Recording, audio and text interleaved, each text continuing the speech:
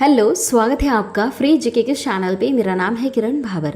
आज के इस वीडियो में हम कर्नाटक राज्य से जुड़े हुए कुछ इंपॉर्टेंट एमसीक्यूज कवर करेंगे जो आपके एग्जाम में ज़रूर पूछे जाएंगे। अभी हाल ही में कर्नाटक राज्य में इलेक्शंस हुए थे जहां पर कांग्रेस पार्टी जीती है।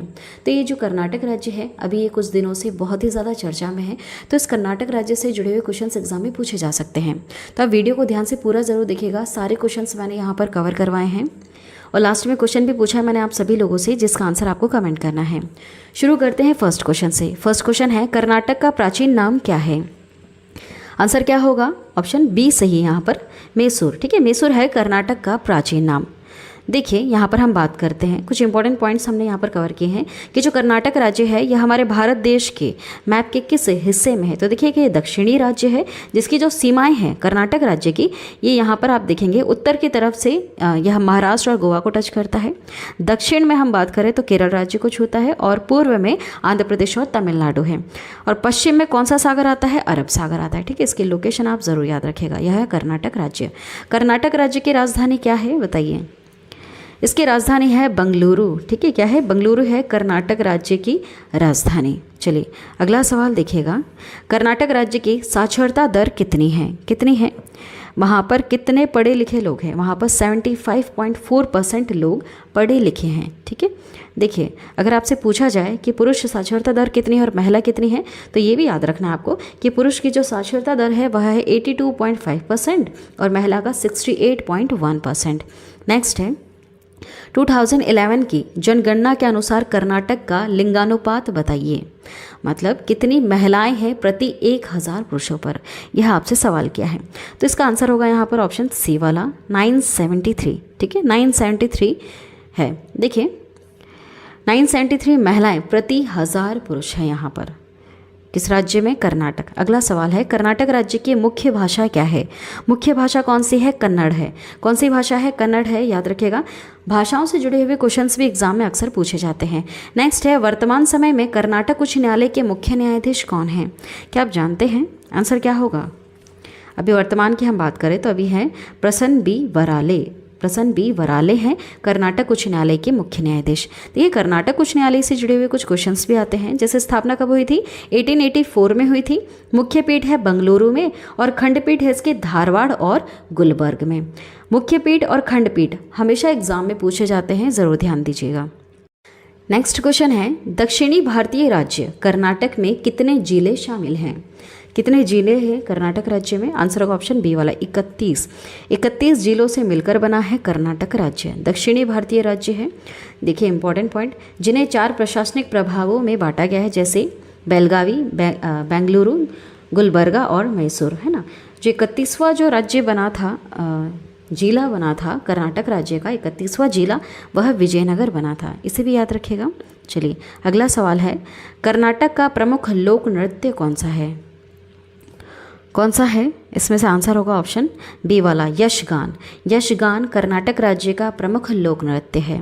चलिए अगला सवाल है, कर्नाटक स्थापना दिवस कब मनाया जाता है? कब मनाया जाता है? आंसर होगा यहाँ पर ऑप्शन ए वाला 1 नवंबर को कर्नाटक स्थापना दिवस मनाया जाता है। देखिए कुछ इंपॉर्टेंट पॉइंट यहाँ पर हमने कवर करवाया है। इस राज्य का गठन 1 नवंबर 1956 को राज्य पुनर्गठन अधिनियम के अधीन किया गया था। पहले यह मैसूर राज्य कहलाता था, है ना।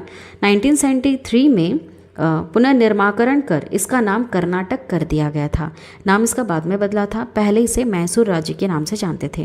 नेक्स्ट क्वेश्चन है, कर्नाटक में विधानसभा की कितनी सीटें हैं? देखिए जो कर्नाटक राज्य है यहाँ की जो विधानमंडल है यह द्विसदनात्मक है। इसका अर्थ क्या हुआ? यहाँ पर विधानसभा भी है और विधान परिषद भी है ना। द्विसदनात्मक है मतलब 2 सदन है यहाँ पर। आपसे सवाल पूछा है विधानसभा की कितनी सीटें हैं यहाँ पर, बताइए आंसर क्या होगा? क्या आप आंसर गैस कर सकते हैं? इसका आंसर है ऑप्शन सी वाला 224। 224 विधानसभा सदस्यों की संख्या है। नेक्स्ट क्वेश्चन है, कर्नाटक में विधान परिषद सदस्यों की कितनी सीटें हैं?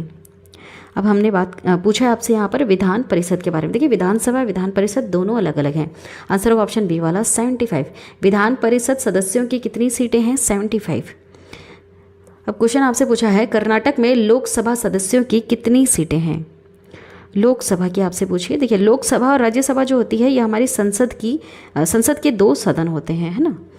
इसका आंसर क्या होगा यहाँ पर? ऑप्शन ए वाला 28 लोकसभा सदस्यों की सीटें हैं। नेक्स्ट है कर्नाटक में राज्यसभा सदस्यों की संख्या कितनी है? राज्यसभा सदस्यों की संख्या है 12। आंसर होगा ऑप्शन डी वाला 12। आपको चारों याद रखना है। देखिए विधानसभा की सीटें हैं 224, विधान परिषद की हैं 75 सीटें, लोकसभा की हैं 28 और राज्यसभा की है 12। चारों ज़रूर याद रखिएगा, यहाँ से क्वेश्चंस कई बार एग्जाम में आए हैं।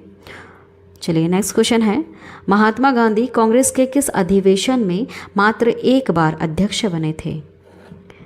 इसका आंसर क्या होगा?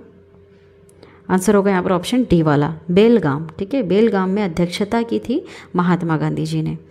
देखिए महात्मा गांधी ने एकमात्र कांग्रेस अधिवेशन की अध्यक्षता 1924 में बेलगाम में की थी।